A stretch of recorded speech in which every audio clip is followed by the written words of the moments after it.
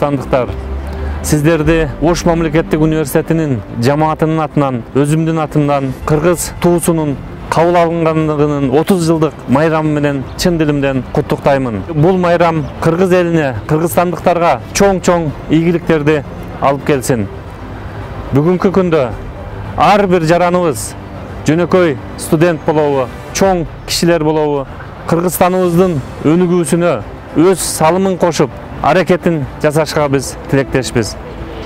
Урматтуу кыргызстандыктар, ар бирибиз Кыргыз Республикасынын өнүгүшүнө өзүбүздүн салымыбызды кошолу. Бардыгыңыздарга бекем ден соолук, ийгиликтерди каалаймын.